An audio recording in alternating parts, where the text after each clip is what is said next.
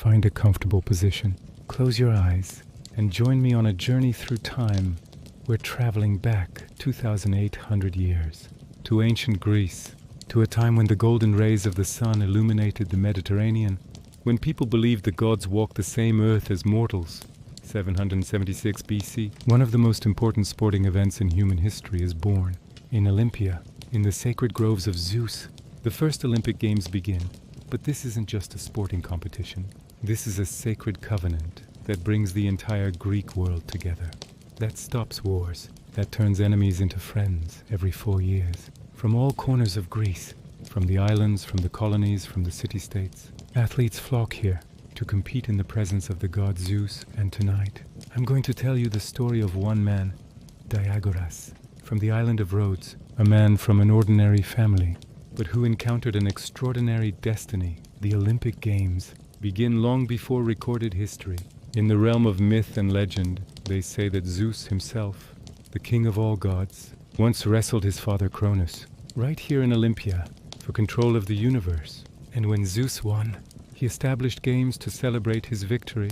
Another legend tells us that Heracles, the mighty hero, son of Zeus, founded the games. After completing his 12 impossible labors, he planted a sacred olive tree, from which all Olympic crowns would be made. Or perhaps the games began as funeral games for Pelops, a prince who won a chariot race, and a kingdom and a beautiful bride, through courage and cunning. But what we know for certain, what history tells us, is this: in the year 736 BC, in a valley in western Greece, near the Alpheus River, in a place already sacred to Zeus, the first recorded Olympic Games took place. This wasn't the first athletic competition in Greece. Oh no, the Greeks had always loved sport. Athletic contests were part of their culture, their religion, their way of life. But Olympia was different. Olympia was special. Here in this sacred grove, the Greeks made a promise to Zeus, a promise to each other.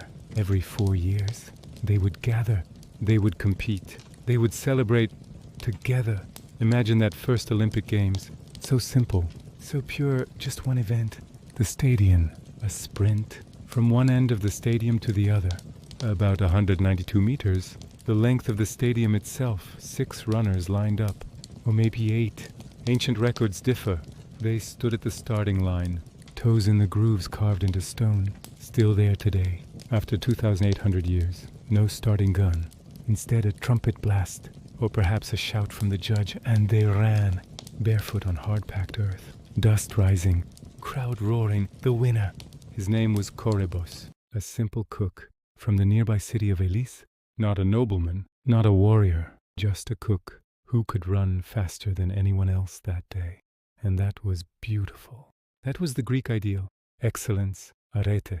Anyone could achieve it. If you were free, if you were male, if you were Greek, you could compete. No prize money, no medals, just a simple olive wreath and glory. Eternal glory. Slow transition, building the evolution for 13 years. The Olympics stayed the same. Just that one race. Every 4 years. Simple, pure.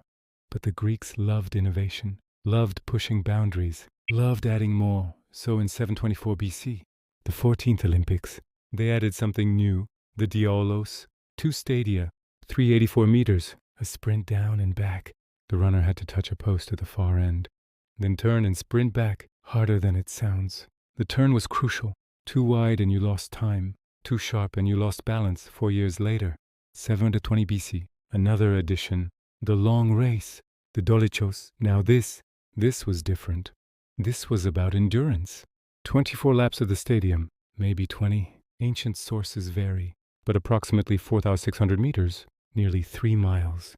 Imagine running that distance in the Greek summer heat, barefoot, on hard earth. No water breaks, no rest, just running and running and running. The crowd loved it, watching a man push beyond his limits, watching exhaustion transform into triumph, or defeat for another 12 years. Those 3 races were enough. Sprint, middle distance, long distance. But the Greeks wanted more. In 708 BC, a revolution. The pentathlon, 5 events, combined: wrestling, discus throw, javelin throw, long jump, and running. This was the ultimate test. You couldn't just be fast or just be strong. You had to be complete. A complete athlete, a complete man. The discus, a bronze disc, about 4 to 5 pounds. You'd spin, build momentum, release, the discus flying through the air, landing far away, or not so far. Your strength on display, the javelin, a wooden spear, light, balanced, sometimes with a leather thong wrapped around it, for spin, for distance. You'd run, build speed, release, the javelin soaring, a beautiful arc, the long jump, but not like modern long jumps. The Greeks held weights, halters, stone or metal weights, about 5 pounds each. They'd swing these weights, forward on takeoff, back on landing, for momentum, for balance. Some jumpers cleared over 50 feet. Though historians still debate how this was possible, the wrestling, stand-in wrestling, pale, first to throw his opponent 3 times, wins, and the running, the stadium sprint, to finish it all, continue building the complexity. That same year, 708 BC, wrestling became its own event, not just part of the pentathlon, a standalone competition. These matches could last hours, in the burning sun, bodies covered in oil, then dusted with sand, for grip, for protection from the heat. 2 men, circling, grappling, trying to throw each other down. No weight classes. A small man might face a giant, David versus Goliath, skill versus strength. Often skill won, but not always. 20 years passed. The Olympics grew. More spectators, more prestige, more glory. Then in 688 BC, boxing arrived. Pygmachia, now this. This was brutal. This was raw. No padded gloves. No mouth guards. No protective equipment. Just your fists, wrapped in leather straps. Himantes, they called them. Thin leather strips. Wound around the hands and wrists. Later, much later, they'd add metal studs or harder leather, making boxing even more dangerous. But in the beginning, just leather. No rounds, no breaks, no cornermen, just 2 men, fighting. Until one surrendered, or couldn't continue. Noses broken, teeth knocked out, eyes swollen shut, ears torn. This was common. This was expected. This was boxing. The crowd went wild for it. The violence, the courage, the refusal to quit. 8 years later, 680 BC, the 25th Olympics, something spectacular was added. Chariot racing, Tethrapon, 4-horse chariots. This changed everything, because this required wealth, massive wealth. A chariot cost a fortune. 4 horses, trained horses, racing horses, cost even more. And then the training, the equipment, the team. Common men couldn't afford this. This was for kings, for tyrants, for the extremely wealthy.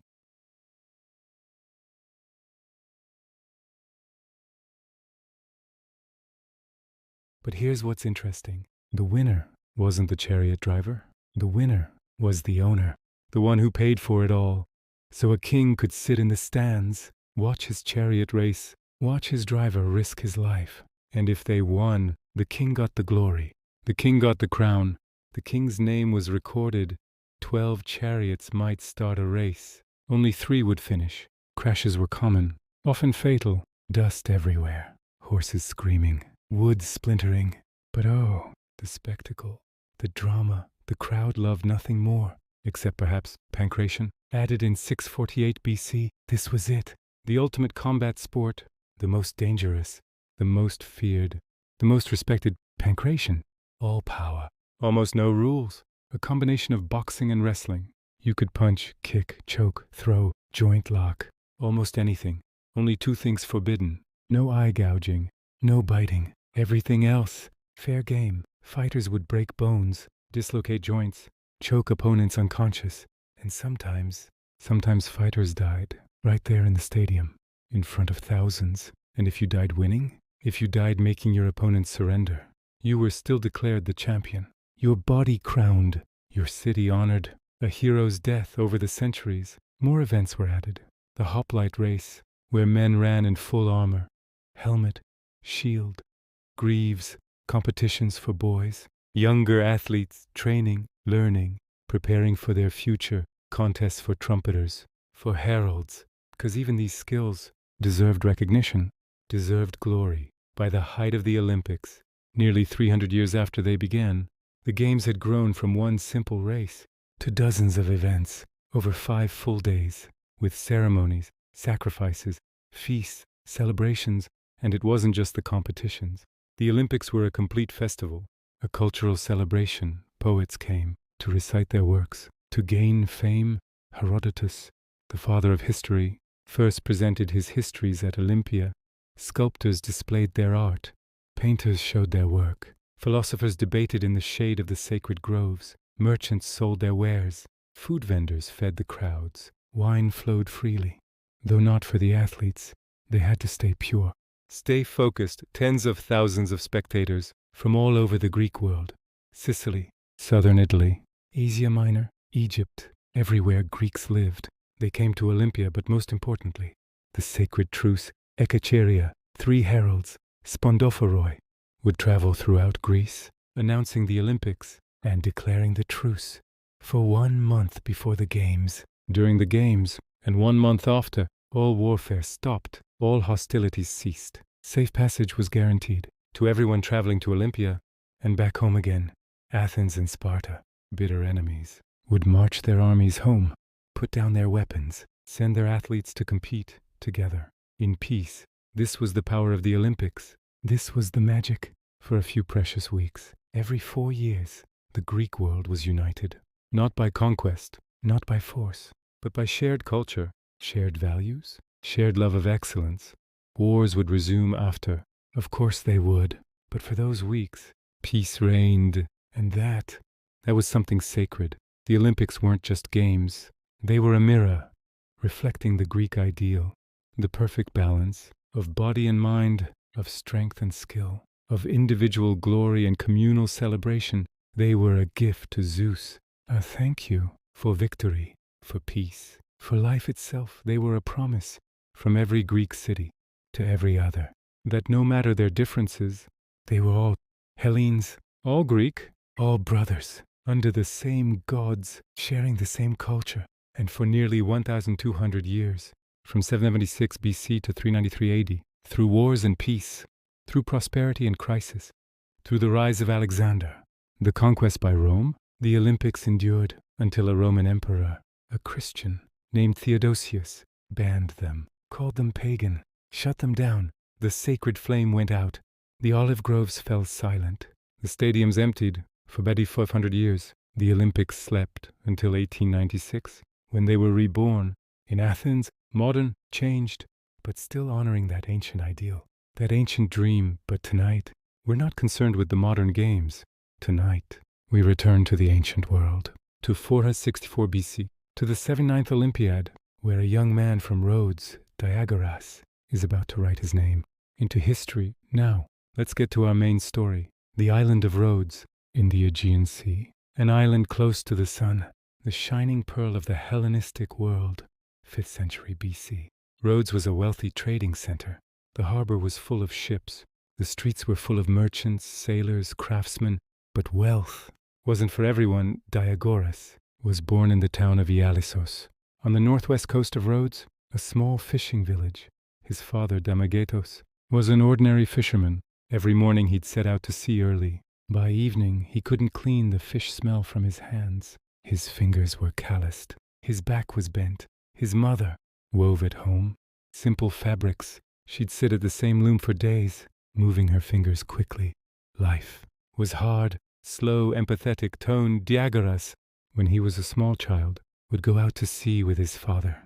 While pulling in the nets, the sun would beat down from above. Hands would bleed, backs would ache. But Diagoras was different. He was strong, stronger than normal. Other children would get tired playing games. Diagoras didn't get tired. He could pull in the nets by himself. He could carry the fish crates by himself. And he had another quality, his stubbornness. Once he decided on something, he would do it, no matter what. When Diagoras was 12, his life changed. A pancratiast came to the village, Xenophon. He was a former Olympic competitor. He had retired to Rhodes and taught the art of combat to young men. Diagoras, when he first saw Xenophon, was mesmerized. The old man didn't look strong anymore. His hair had grayed. His walk was slow, but there was something in his eyes, a fire, an honor, I was an Olympic champion, Xenophon said one day. I wore the crown in Zeus's presence. All of Greece knew my name. Diagoras couldn't sleep that night. Images were in his mind. Olympia, the giant stadium, thousands of spectators, the victory crown, fame, honor the next morning. Before sunrise, he knocked on Xenophon's door. Teach me how to fight, said Diagoras. His voice was determined. Xenophon smiled. You're a fisherman's son. Becoming a fighter isn't easy. I'll learn, said Diagoras. I'll do whatever it takes. The old man looked into the boy's eyes. He saw that fire, that stubbornness. Then come here tomorrow morning, he said, before sunrise, and be prepared. You're going to suffer.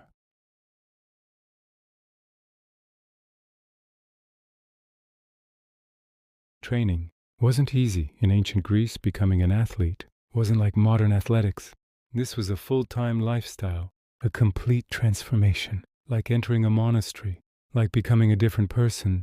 Xenophon's gymnasium was simple, just a courtyard, open to the sky, sand on the ground, a few stone weights, some wooden posts, nothing fancy, nothing soft. Luxury, Xenophon would say, makes men weak. We train like Spartans here. Hard ground, hot sun, no comfort. Every morning, before the sun touched the horizon, while the world still slept, Diagoras would wake. Cold water splashed on his face to shock the body awake, to clear the mind. No breakfast. Not yet. First work running.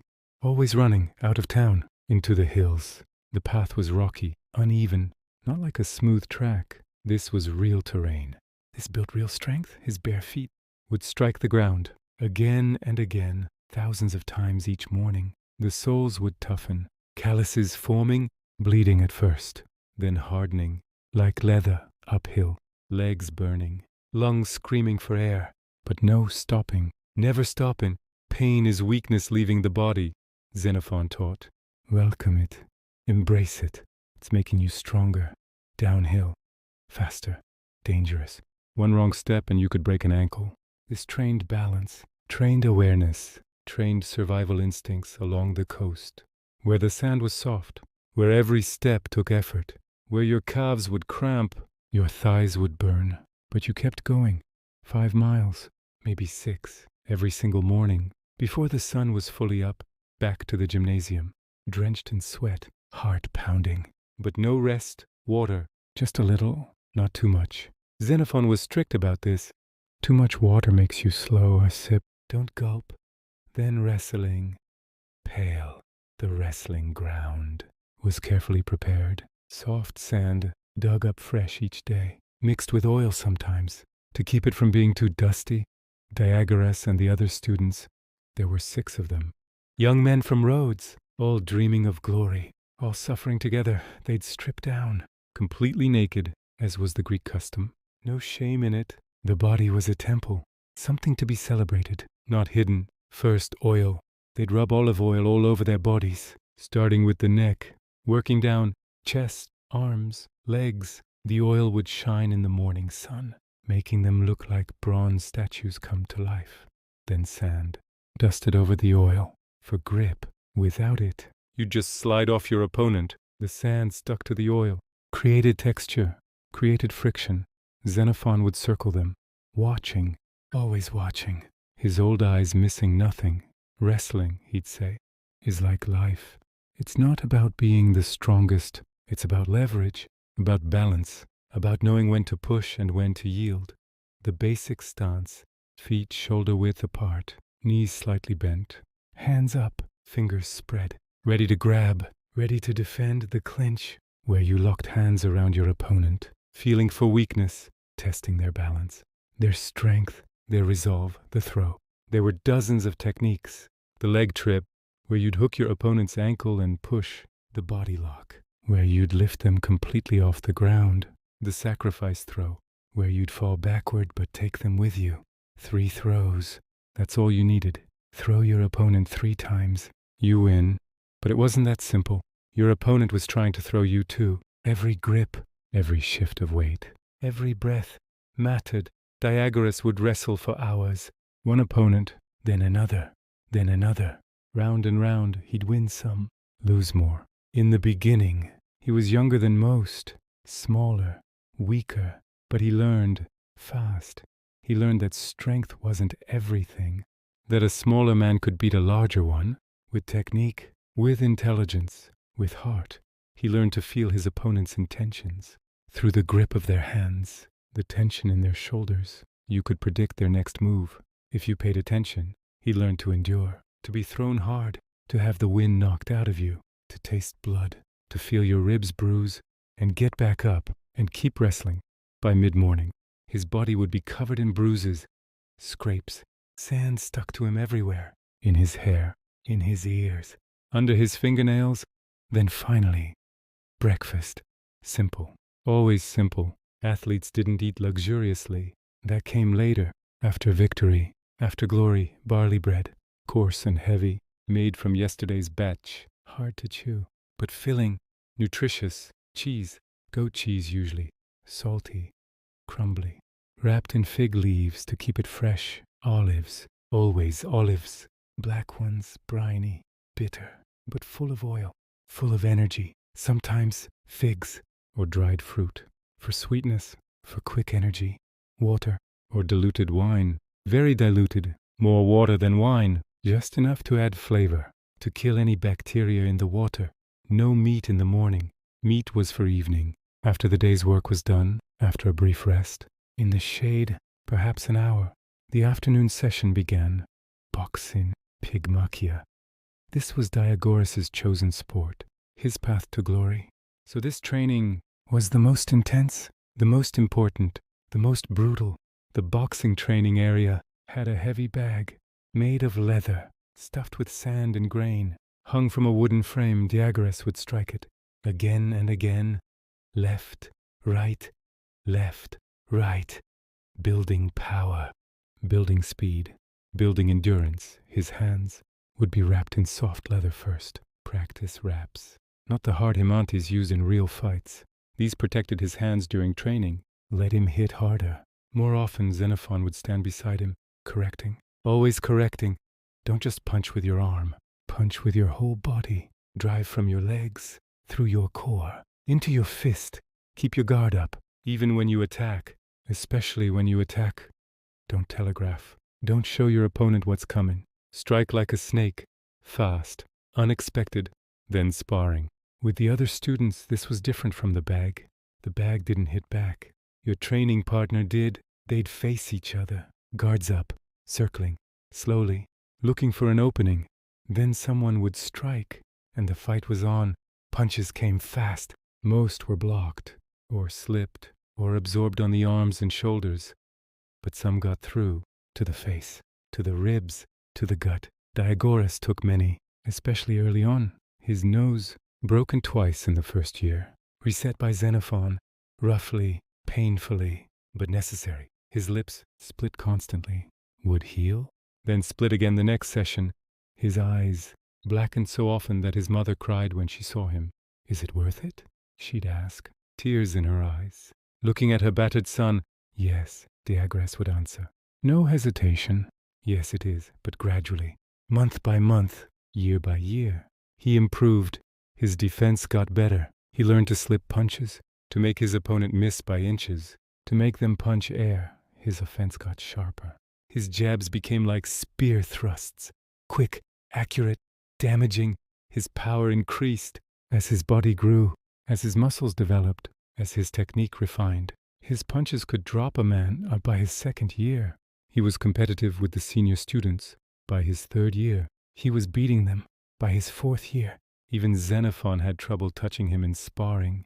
Evening, as the sun began to set, as the heat finally broke.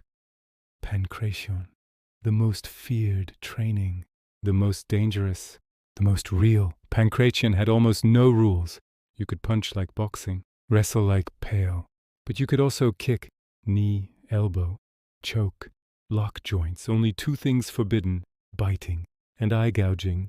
Everything else, fair game. This was warfare. This was survival. This was what happened when all pretense of civilization was stripped away, and two men fought for their lives.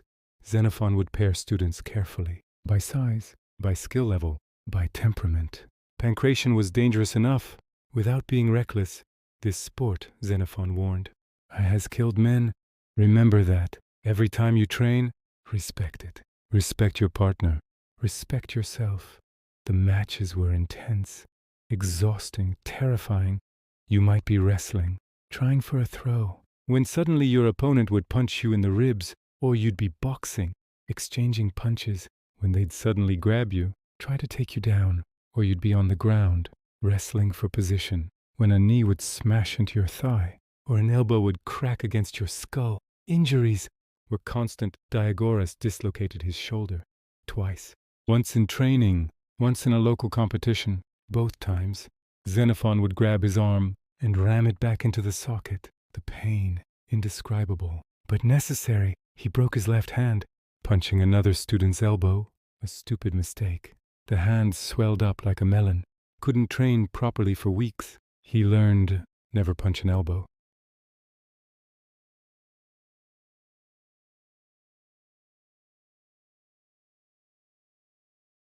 He cracked ribs several times. The pain when breathing, when moving, when lying down, everything hurt. But he trained through it, learned to protect his ribs, learned to fight with pain, cuts and gashes, too many to count, stitched up with needle and thread.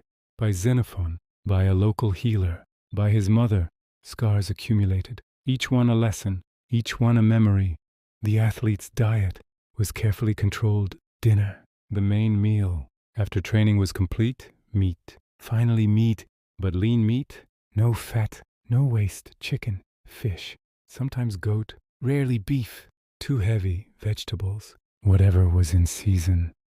Cabbage, leeks, onions, beans, lentils, more bread, more cheese, more olives, honey, sometimes for sweetness, for energy, but not too much. Xenophon didn't want them getting soft, getting comfortable.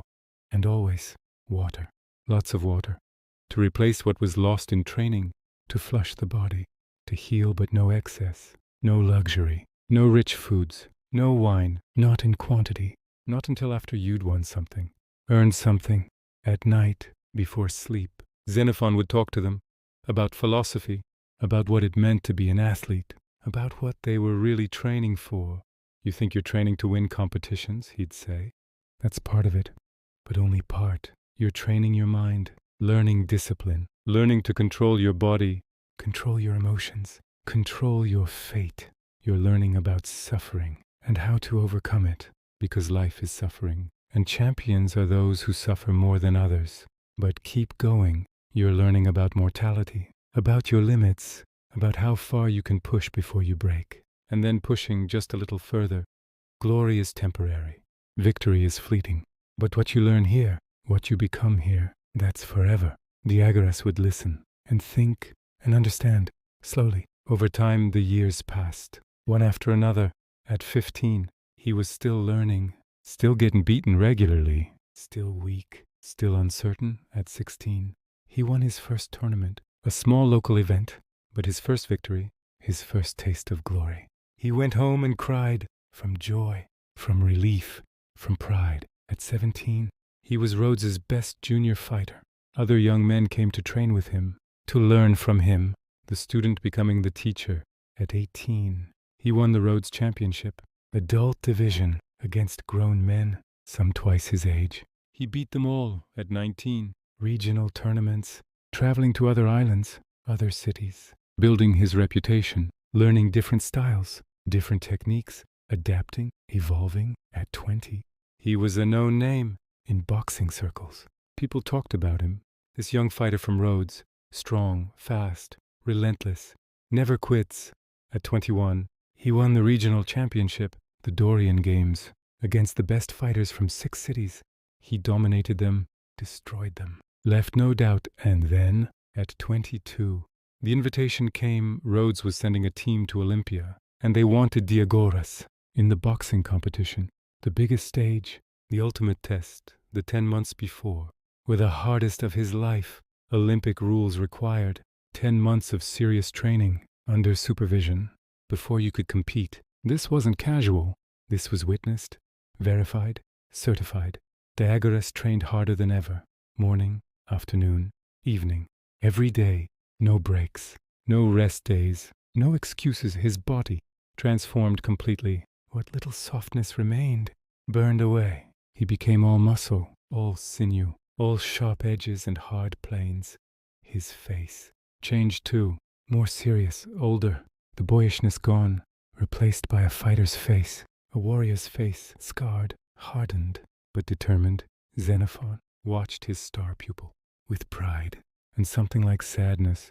"You're ready," he said one evening, "a month before departure.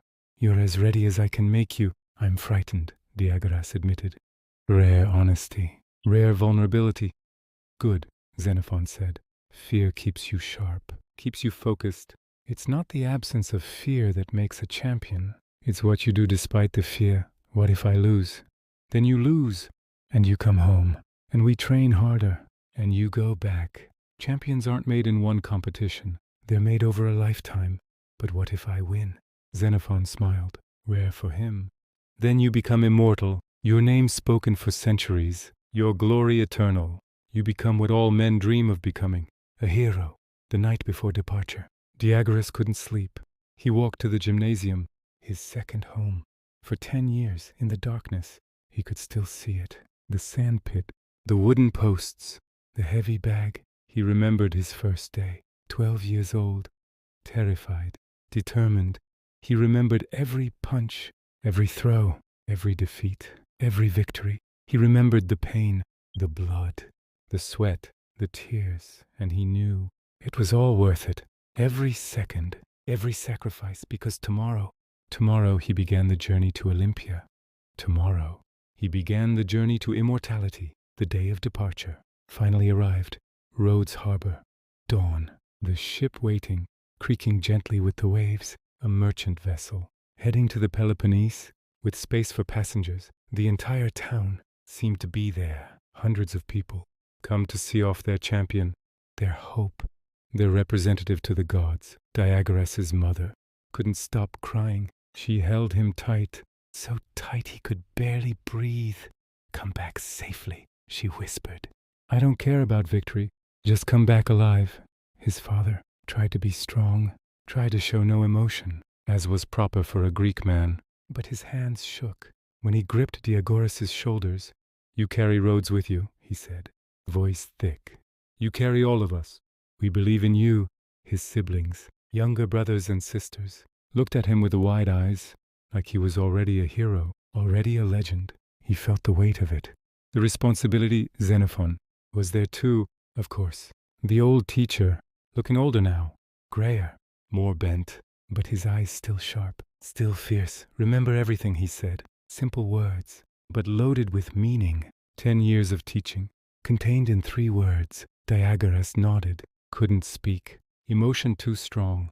He embraced his teacher, the man who had made him, who had forged him, from a fisherman's son, into this. Then the captain called, "Time to go." The tide was right. The wind was favorable. They had to leave now.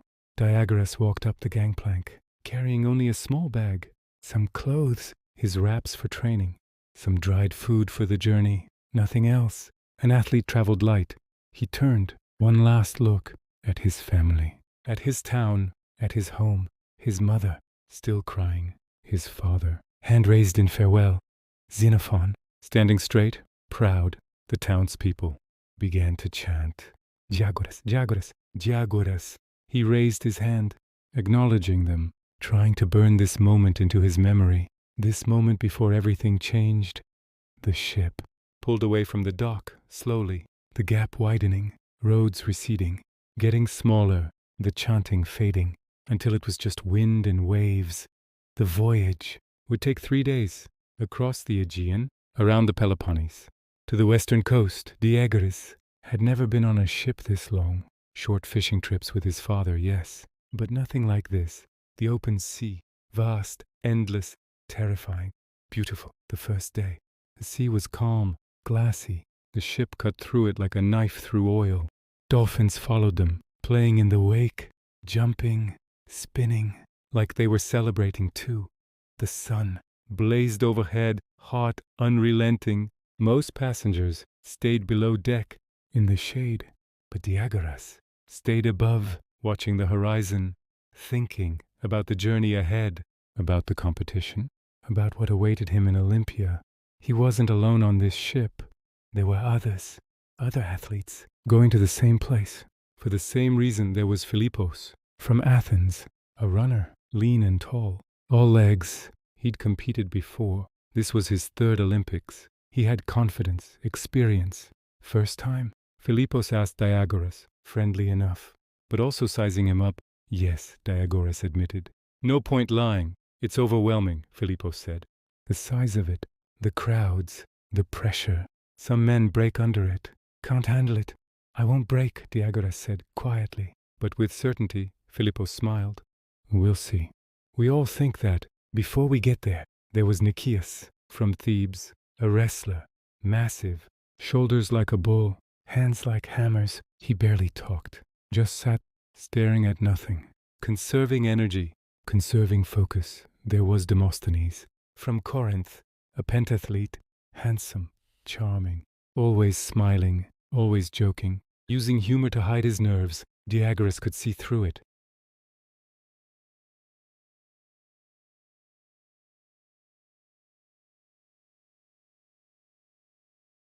And there was Kleitos, from Sparta, a boxer. Like Diagoras, lean, scarred, hard eyes. He looked at Diagoras, assessing, calculating, seeing a rival, a threat. They didn't speak to each other. Not on the ship, an unspoken understanding. They would speak with their fists. In Olympia, in the stadium. Not here, the second day. The weather changed. Clouds rolled in. Dark, heavy. The wind picked up. The sea grew rough. Waves rising. The ship pitching, rolling. Most passengers got seasick, including some of the athletes, throwing up over the side, miserable, weak.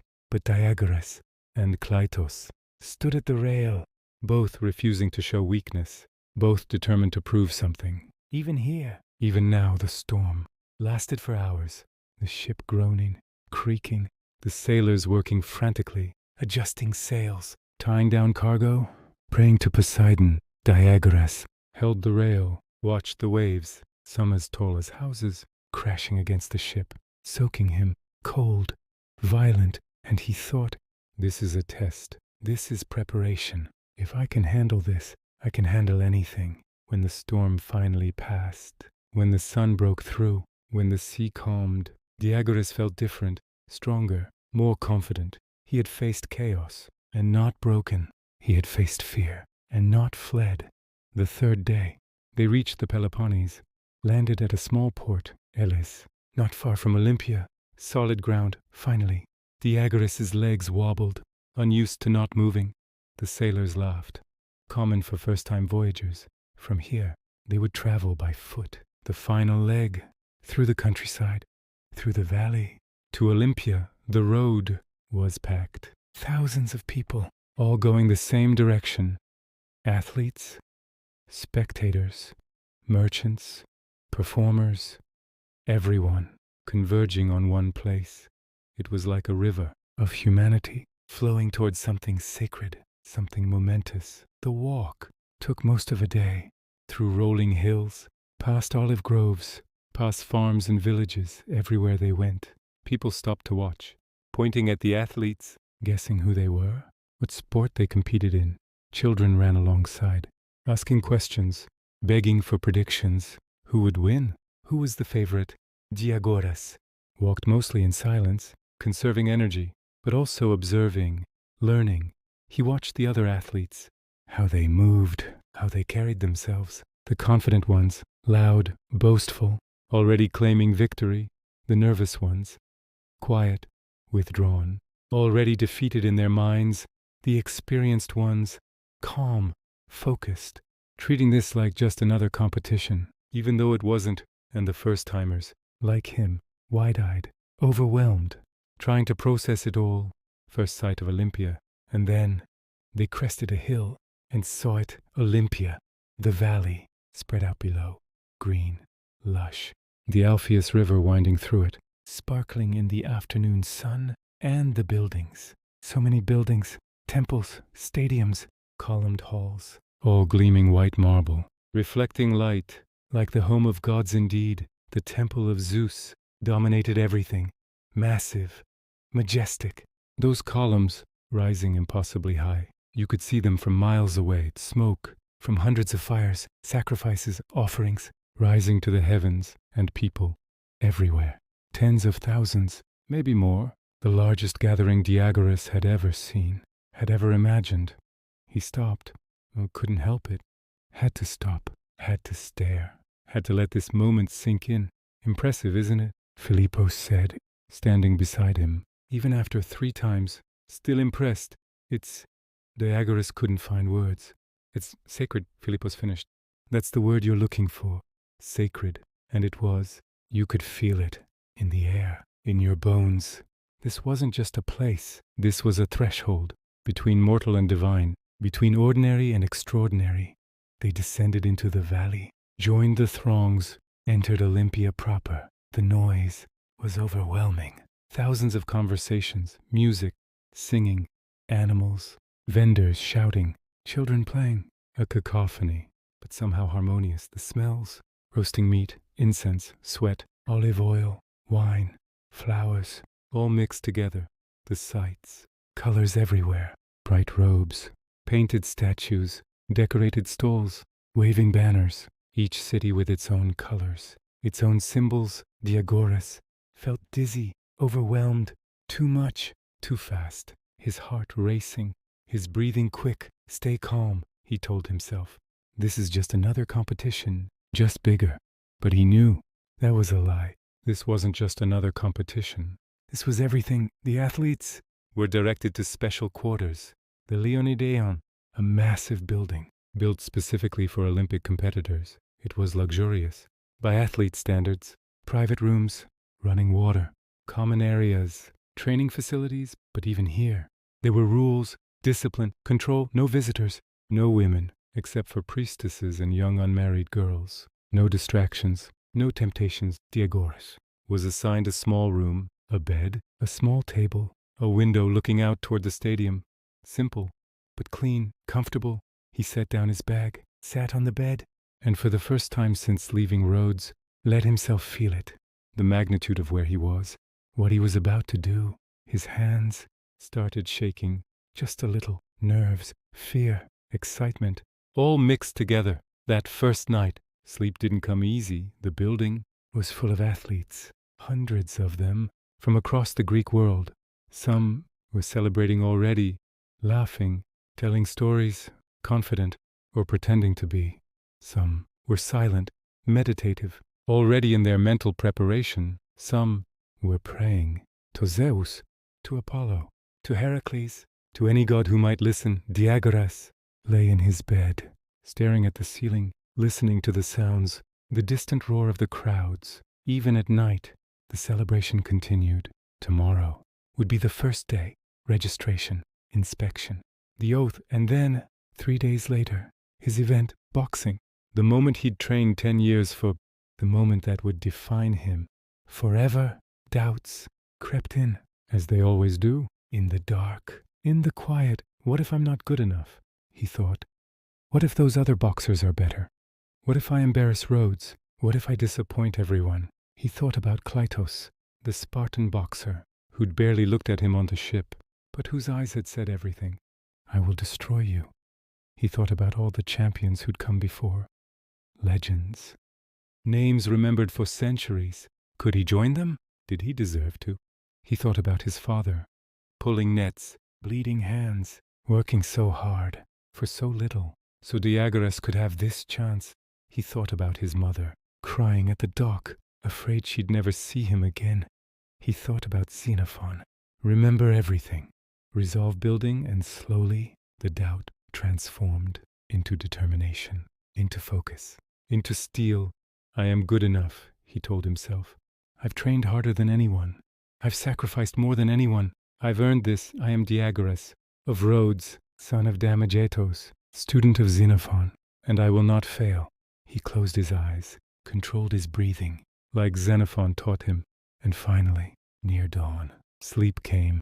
The next morning, registration, all athletes, had to present themselves to the Hellenodikai, the Olympic judges, 10 men chosen for their integrity, their knowledge, their fairness. They wore purple robes, symbol of their authority, symbol of Zeus's divine justice. Each athlete was called forward, one by one. Name? Diagoras, son of Damagatos. City? Rhodes. Event? Boxing. Pygmachias, the judge, looked him over, evaluating, assessing, took notes, checked records. Have you trained for 10 months as required? Yes, sir. Under Xenophon of Rhodes, former Olympic champion. At the mention of Xenophon's name, the judge's eyebrow raised, impressed, or at least acknowledging. Have you committed any crimes? Any sacrilege? Any violations of Olympic law? No, sir. Are you of pure Greek blood? Freeborn? Not a slave or freedman? Yes, sir. Pure Greek. Freeborn. The judge nodded, made more notes, then looked Diagoras in the eye. Do you understand that cheating in the Olympics is an offense against Zeus himself? That if you are caught, you will be flogged publicly. Your city will be fined. Your name will be cursed? I understand, sir, very well. Report to the training grounds for inspection. Physical inspection and trial period. The inspection was thorough, almost humiliating. The judges examined each athlete's body, looking for what exactly? Diagoras wasn't sure. Signs of disease? Signs of weakness? Signs of deformity? They checked teeth, eyes, ears, ran hands over muscles, tested flexibility, watched them move. Some athletes were rejected right there. Too old, too young, too weak, too ill, sent home. Dreams crushed, but Diagora passed. Of course, he was in peak condition, perfect condition. Then, training demonstrations.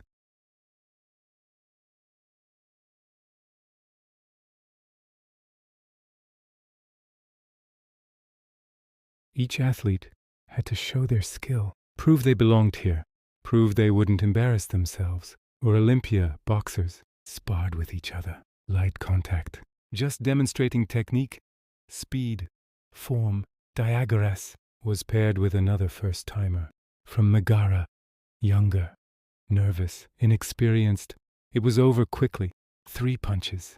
The boy was backing away, overwhelmed. The judges nodded, satisfied. Diagoras had the skill, the power, the control. But then Kletos, the Spartan, was called up. He was paired with a veteran, a boxer who'd competed twice before, who'd won matches, who knew what he was doing. It didn't matter. Kletos demolished him. Fast, brutal, efficient. The veteran never had a chance. And as Kletos walked past Diagoras, he smiled, cold, predatory. The message was clear. You're next.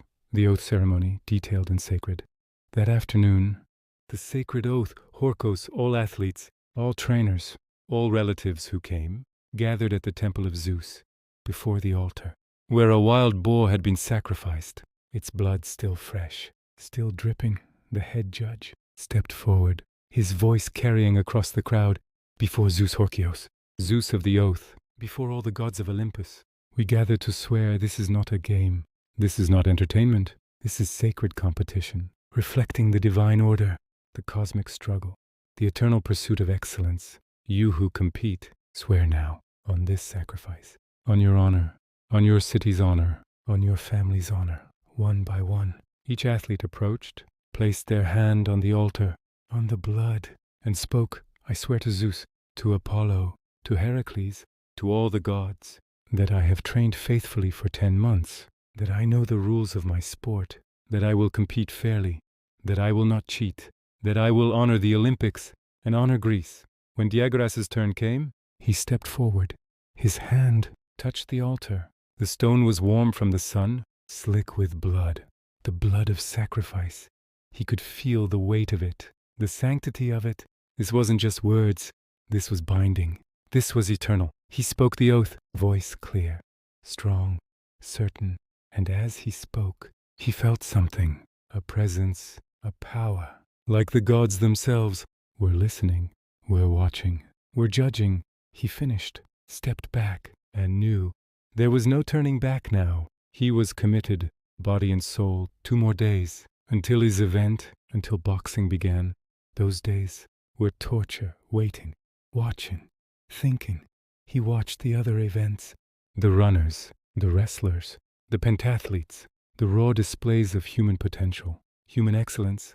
He watched the ceremonies, the sacrifices, the processions, the prayers, the divine made manifest. He watched the crowds, so many people, from every corner of the Greek world, all here for this, all believing in this, and he felt it building inside him. Pressure, anticipation, fear, excitement, all compressed together, waiting to explode, until finally, the night before his competition, he returned to his room. Tomorrow, everything would be decided. His entire life, everything he'd worked for, everything he'd sacrificed, everything he was. Tomorrow, he would find out if he was worthy, if he was strong enough, if he was destined for glory or for nothing. He lay down, closed his eyes, and waited for dawn. The Olympic schedule lasted 5 days. Day 1, ceremonies, sacrifices, oaths. Day 2, competitions for youth. Diagoras watched. The champions of the future. Some were good, very good. Day 3, pentathlon and horse races. Day 4, wrestling, boxing, and pancration. Diagoras's day. He woke up early. He hadn't slept well. Nerves, excitement, fear, all mixed together. He walked to the stadium. There were thousands of spectators. Maybe 40,000, maybe more. Only men. Women were forbidden. Married women were forbidden. Only young girls were allowed. If some were caught, death penalty. Spectators sat on stone steps. The sun was overhead, hot, very hot, but no one cared. The boxing competition began. Athletes gathered.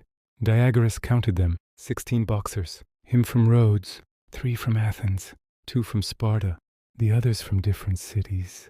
Matchups were determined by lottery, a primitive system. Names were thrown into a pot. The judge drew. That's how you learned who you'd fight.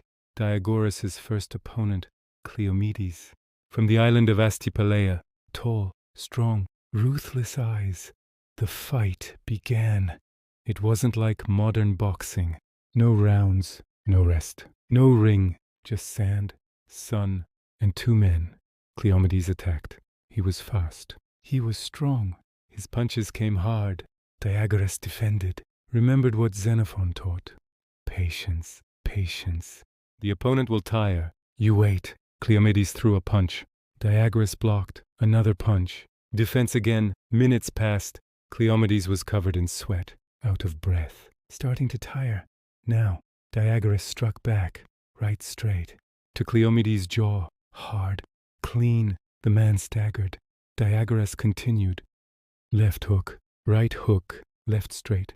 Cleomedes fell to his knees. I give up, he said. Raised his hand. The signal the judge observed, accepted. Diagoras won. Second round, easier. The opponent was inexperienced. Third round, tough. The opponent was from Sparta, hard, strong. But Diagoras won semifinal. The hardest, Melanchomas, from Caria. He was famous, very famous. 3-time Olympic finalist. The fight lasted long, maybe an hour, maybe more. Both were tired. Both had bled. But Diagoras, that stubbornness, that determination, didn't give up. Finally, Melanchomas fell. Couldn't get up. The final, Diagoras in the final. His opponent, Timanthes, from Cleone, big, very big. Muscles like mountains. Face terrifying. The crowd was wild, shouting, chanting. Diagoras, Diagoras, Timanthes, Timanthes. The judge gave the signal. Begin. Timanthes attacked. He was like a beast. His punches were like thunder. Diagoras went on defense, but this time was different. Timanthes wasn't tiring, wasn't weakening. He was like iron. Minutes passed. Diagoras was losing blood. His lip was split. His eye was swollen. He couldn't breathe. I could give up, he thought. No one would be mad. Everyone would understand. Timanthes is too strong. But then he remembered his father, pulling in the fishing nets, his hands bleeding. But he didn't give up. His mother, days spent at the loom, her fingers bleeding. But she didn't give up. Xenophon, a champion never stays down. Diagoras got up, cleared his mind, forgot the pain, and attacked with all his strength, with all his speed, with all his rage. Left, right, Timanthes was surprised, wasn't expecting it, couldn't defend, and Diagoras delivered the final blow, right straight to Timanthes' temple. The giant man fell like a tree. 1, 2, 3. He didn't get up. The crowd went wild. The judge raised Diagoras' hand. Champion, Olympic champion, victory in Zeus's presence. The next day, closing ceremony. All the champions came together. Runners, wrestlers, boxers, pancratiasts, chariot owners, in front of the temple of Zeus. The grand ceremony, the judging panel, prepared crowns from olive branches, the sacred tree, Olympia's sacred olive tree, the legendary tree Heracles planted. Each champion's name was read, their father's name, their city's name, Diagoras, son of Diagoras from Rhodes, boxing category champion. The crown was placed on his head. Olive leaves, simple but valuable, more valuable than gold. The crowd applauded, chanted, Nika, Nika, victory, victory. Diagoras couldn't sleep that night. He held the crown, touched it. Was it real? Was it a dream? The following days, celebrations continued. Feasts, songs, poems. Poets wrote poems for Diagoras. Pindar, the most famous poet, wrote an ode for him. Diagoras, the lion of Rhodes, beloved of Zeus, invincible warrior. But the most special moment was returning home. Rhodes harbor, ships, and thousands of people. The entire city had gathered. Diagoras disembarked, crown on his head. The people went wild. Celebration began. Lasted for days. Rhodes went on holiday. Everyone was happy, proud. Diagoras was given rewards, free meals, for life, tax exemption. The city gifted him a house. But the most special moment was meeting with his family. His father cried, my son, Olympic champion." His mother couldn't find words, just hugged him for a long time. Diagoras' story doesn't end here. In the following years, he won more victories. The Nemean Games, the Isthmian Games, the Pythian Games. He traveled all over Greece. His fame grew. He became wealthy, but never changed. He was still that stubborn fisherman's son. And then, the greatest victory came. His sons, Diagoras and Akusilaus, both became athletes. Both became Olympic champions. The same day. The same Olympics. Both won.